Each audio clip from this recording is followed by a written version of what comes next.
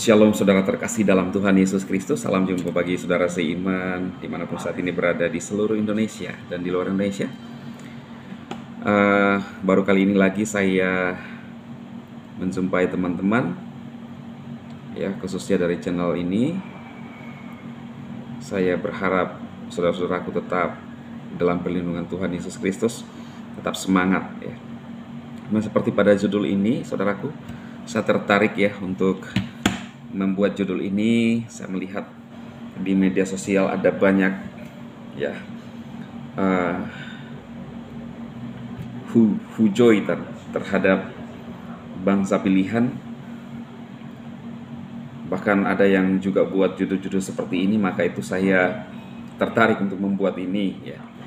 Dan apakah akan terjadi kiamat, ya, bagi bangsa ini dengan yang sekarang terjadi, ya. Nah, bangsa kita pun turut, ya, memberikan bantuan kepada orang-orang Pales, ya. Ada banyak yang harus dipulihkan di sana, termasuk orang-orangnya, saudaraku. Ya, itu adalah langkah yang terbaik, ya, yang diambil oleh pemerintah kita. Tetapi kita harus membedakan dan bisa melihat permasalahan ini secara jernih, ya. Kita memang berempati melihat mereka yang harus jadi core BAN yang ada di sana, khususnya yang tidak bersalah. Tetapi bagi orang yang memang punya hati yang zahoid, yaitu wajar, ya, itu setimpal. Kalau mereka kedua negara ini, ya, atau salah satunya entitas atau organisasi, ya, bagi saya, ya, Tuhan yang menyelidiki hati setiap orang, ya.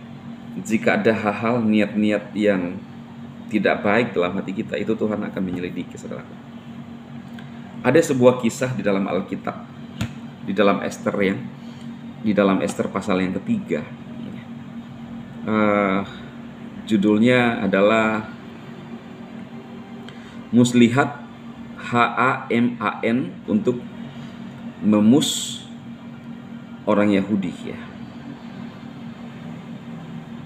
Jadi sejak awal, saudara, itu sudah terjadi, ya. Ada orang-orang yang berhati zahoid untuk menghabisi dan memus orang Yahudi, ya. Ya, termasuk itu HAMAN, saudara, ya, yang saudara lihat, ya. Kita baca, sesudah peristiwa-peristiwa itu maka HAMAN bin Hamadeta orang Agag dikaruniakan kebesaran oleh Raja Ahasveros, dan pangkatnya dinaikkan serta kedudukannya ditetapkan di atas semua pembesar yang ada di hadapan Baginda atau di depan Ahasveros, ya. Dan semua pegawai raja yang di pintu gerbang istana dan sujud kepada HAMAN, sebab demikianlah diperintahkan raja tentang dia.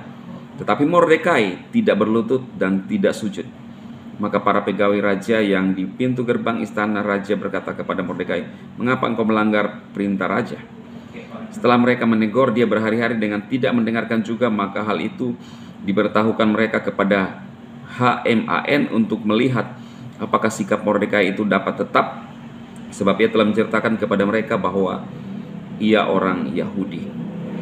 Ketika HAMAN melihat bahwa Mordekai tidak berlutut dan sujud kepadanya, maka sangat panas hatilah HAMAN. Tapi ia menganggap dirinya terlalu hina untuk membunuh hanya karena Mordekai saja, karena orang telah memberitahukan kepadanya kebangsaan Mordekai itu. Jadi HAMAN mencari ikhtiar untuk semua orang Yahudi, yakni bangsa Mordekai itu, di seluruh kerajaan Ahasveros. Ya, jadi kisah ini, saudara-saudaraku, adalah bagaimana seorang HAMAN, kalau sekarang beda huruf S aja, ya, dengan yang sekarang lagi ini dengan bangsa pilihan.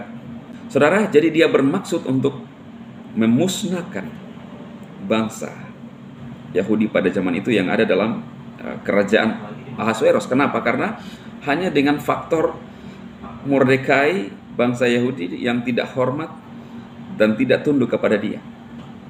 Ya. Apakah keinginan dia ini terpenuhi, saudara? Tentu tidak. Ya. Ini hanya angan-angan yang tidak pernah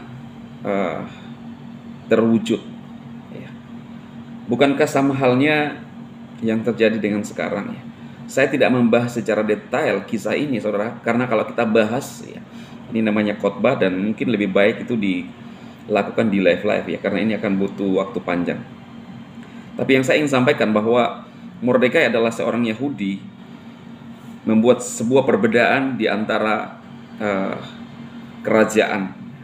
Dia tidak tunduk kepada HMAN, ya. Karena mungkin bagi dia tidak layak, hanya Tuhanlah yang harus disembah. Itu sebabnya kisah ini hampir sama dengan kisah Sadrak, Mesak, dan Abednego. Nah, jadi saudara, apa yang dirancangkan oleh HMAN pada saat itu tidak terjadi. Justru kalau kita lihat kisah ini, justru dia yang mengalami malapetaka. Jadi saudaraku, jelas kalau kita baca kisah ini, sumber, ya,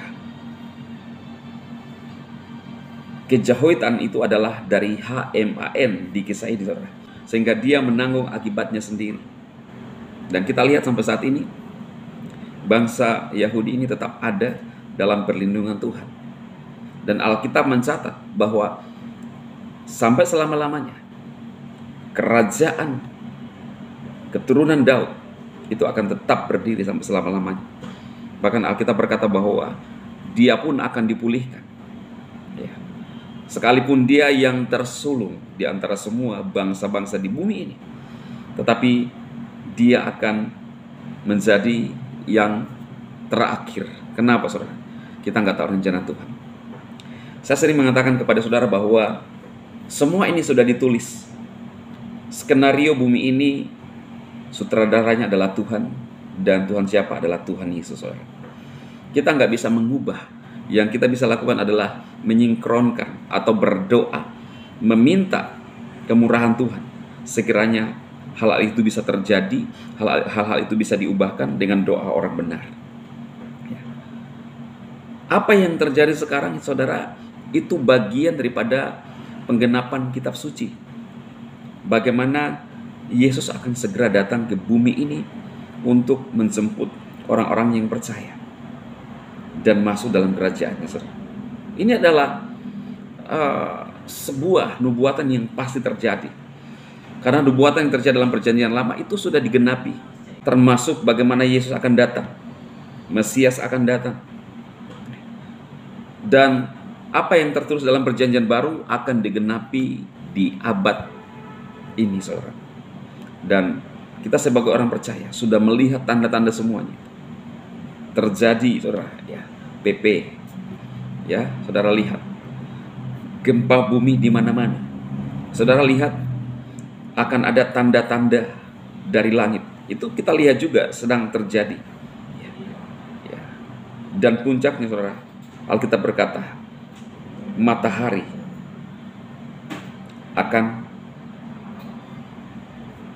tidak ada lagi. Ya. Tidak ada lagi matahari. Itu puncaknya. Dan ini semua akan terjadi.